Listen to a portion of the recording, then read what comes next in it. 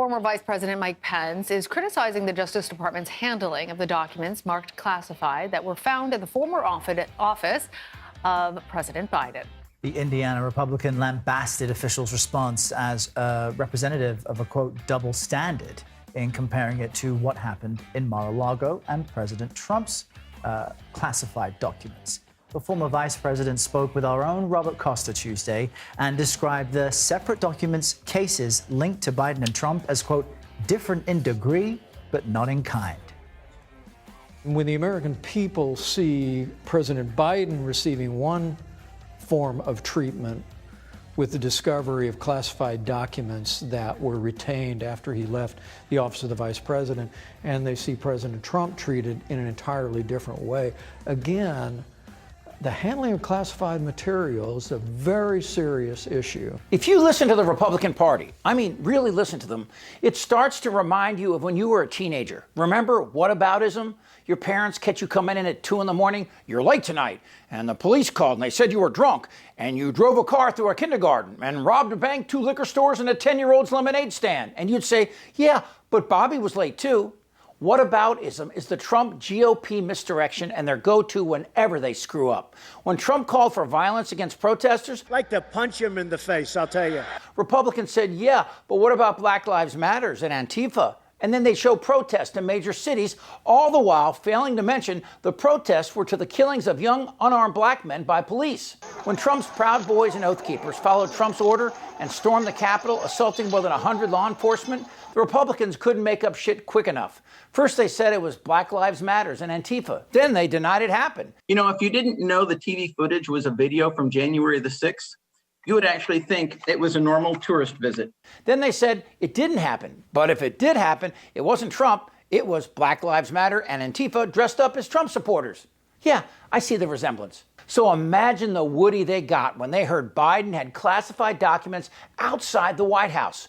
Marjorie Taylor Greene got so excited, she called Q on his private cell and had phone sex with JFK Jr. 4chan, Q, any of that stuff. But as is the case with the truth, there's a thing called nuance. To explain the difference between Trump and Biden, let's hear from the angel of darkness himself, Karl Rove, a conservative Republican who, for the record, routinely shakes down 10-year-olds at their lemonade stands. Well, there are differences, but you can't make this stuff up. But there are differences.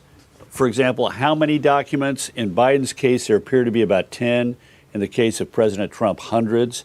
How did they get there? We don't yet know how the documents got to the Biden office connected with his activities on behalf of the University of Pennsylvania. We know that President Trump ordered the removal of the documents to Mar-a-Lago. How responsive were they when the Biden people found out about it? They immediately called the appropriate authorities and turned them over. We spent a year and a half watching the drama unfold in Mar-a-Lago, and it had to end in a police search to recover the documents. Here's some more details. A small number of documents with classified markings were discovered on November 2nd of last year in a locked closet at the Penn Biden Center for Diplomacy and Global Engagement. It's a think tank in D.C. Biden's personal attorneys were cleaning out the offices when they discovered the documents. Now, Biden kept an office at the Penn Center after he left the VP in 2017, right until he launched his own campaign in 2020. It was affiliated with the University of Pennsylvania and continues to operate independently of the Biden administration. Now, compare that to tiny fingers. Trump had over 300 documents with classified markings, including some at the top secret level, some of which were recovered from Trump since he left office in January of 2021. Then a year later, the National Archives and Records Administration retrieved 15 more boxes of documents from Mar-a-Lago, informing Justice they contain a lot of classified material. And in August, FBI agents took about 33 boxes and containers of 11,000 documents from Mar-a-Lago, including about 100 with classification markings found in a storage room and an office. And the Republicans said shit. But the timeline tells you everything.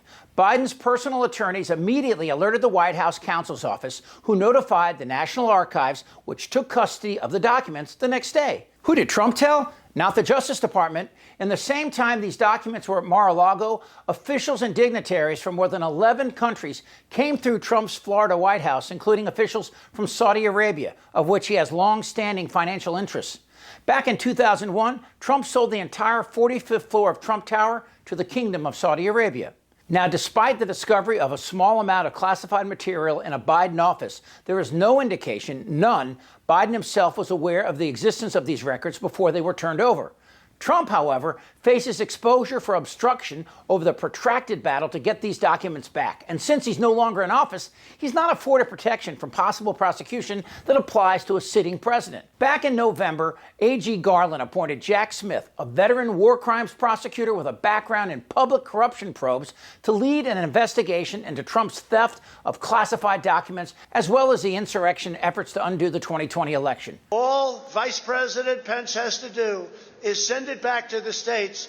The bottom line, while Biden's small number of documents were kept in a locked closet inside a secure building, Trump's stolen top secret papers were scattered amongst his old golf clubs and fake Time magazine covers. Now, that's not to say the documents at Mar-a-Lago weren't safely stored. In fact, the security protocol sounds pretty good.